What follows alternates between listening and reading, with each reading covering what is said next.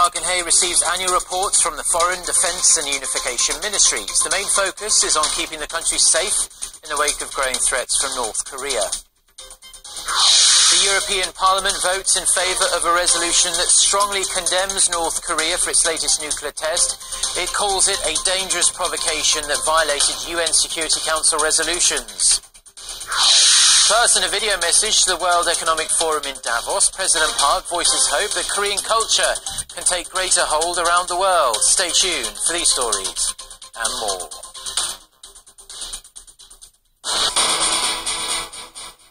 Hello, it's noon on Friday, the 22nd of January. You're tuned in to our midday newscast here on Arirang TV. Thank you ever so much for joining us. I'm Mark Brew.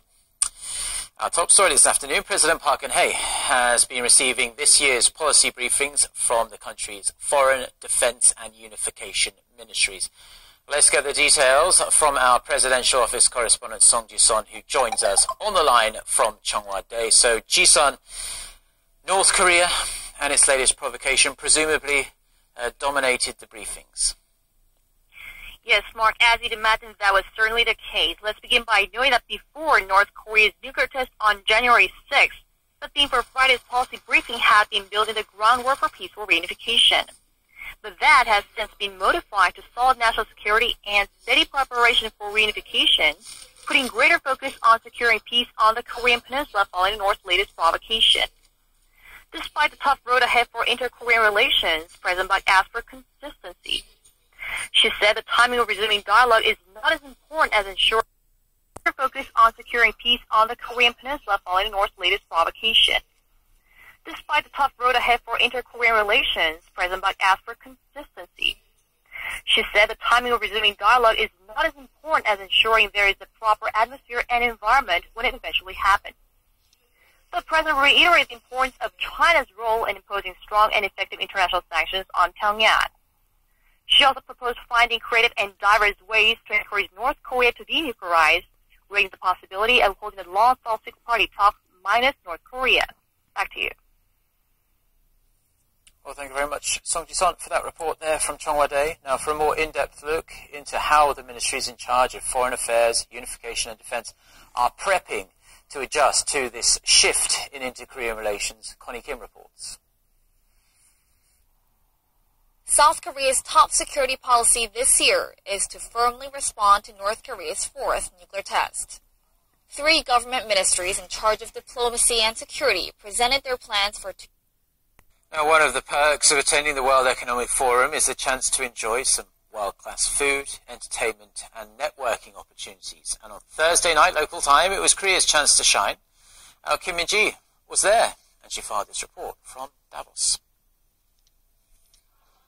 Hundreds of people were able to taste a bit of Korean culture at the Korean Night event. Organized by the Federation of Korean Industries, the event was attended by prominent figures with a guest list including Special Presidential Envoy and Korea's former Finance Chief Choi Kyung-hwan, SK Group Chairman Choi Tae-won, as well as the CEO of Arirang TV Bang Seok-ho. The event, now in its 8th year, was held under the theme K-Culture Connect to the World. In a video message, President Park Geun-hye said Korea is stepping up its role in connecting the world.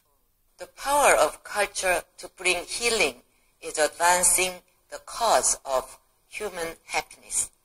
At a time when borders are eroding, when our world is increasingly becoming a shared community, I look forward to humanity being brought together and connecting through culture.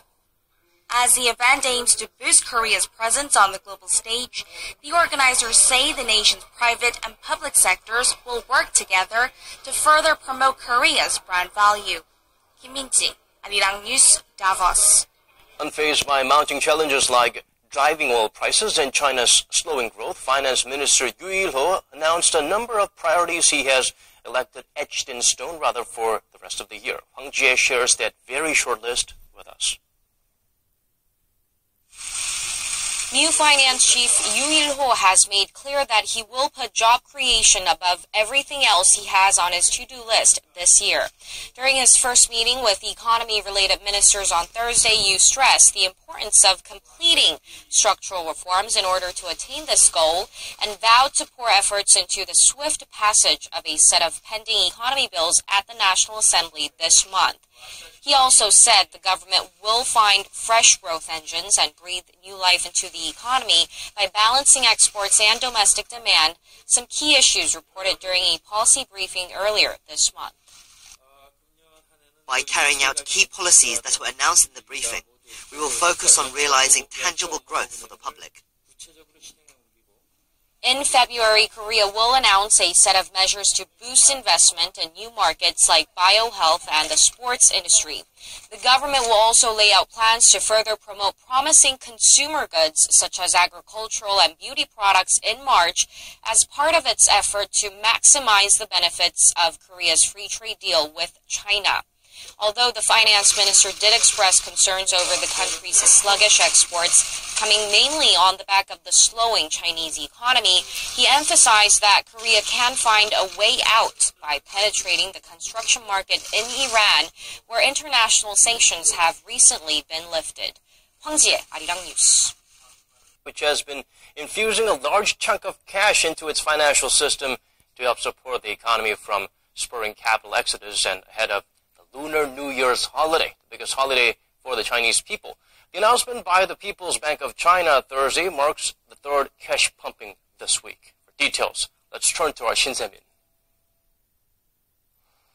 The People's Bank of China continued to ease liquidity strains for its financial system, injecting a total of $114.4 billion of cash, all announced on Thursday.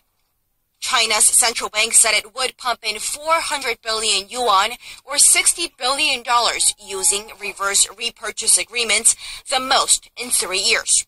And this will be followed by another injection of 352 billion yuan, or $53 billion, via the midterm lending facility. The world's second-largest economy is aiming to counter the rising threat of capital outflow, which is expected to coincide with the Chinese Lunar New Year's holiday, a time when the demand for cash rises. During the whole holiday week starting February 8th, China's entire financial system will be shut down, with the demand for cash expected to rise by some $455 billion. It's the second kind of liquidity support made by China's central bank this week.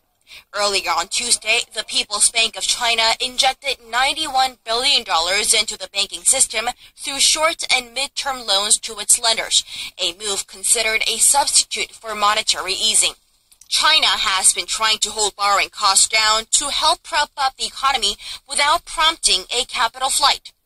According to Bloomberg, an estimated $843 billion of capital flew out of China in the 11 months through November of last year, pressing policymakers to inject funds into the financial system to prevent interest rates from rising. The liquidity support is considered a substitute for a reverse requirement ratio, as overdoing it could put too much downward pressure on short-term interest rates, eventually destroying efforts to stabilize capital flows. Shin Se-min, Arirang News. The European Parliament has voted in favour of a resolution that strongly denounces North Korea for its recent nuclear test. The resolution calls on the international community to take further measures against Pyongyang for its nuclear programme and grave human rights abuses. Oh Se-young has the details. Europe is speaking with one voice over North Korea's recent nuclear test. Under the resolution, the European Parliament calls on North Korea to completely and irreversibly dismantle its nuclear arms and missile development program and refrain from any further provocations. It also denounced the systematic, widespread and grave violations of human rights in North Korea and called on the international community to refer the situation to the International Criminal Court. To produce a solution, members expressed their support for a meaningful discussion at the long-stalled denuclearization dialogue, known as the Six-Party Talks. But to effectively rein in North Korea, the resolution emphasized the role of China, its neighbor and closest ally. It urged Beijing to exert more political and financial pressure on Pyongyang to ensure peace and security in the region. The resolution also called on China to stick to its responsibilities as a party to the UN's Refugee Convention. It further urged China to protect the basic human rights of North Korean defectors instead of sending them back to the north as it routinely does. Oh Soo-young, Arirang News.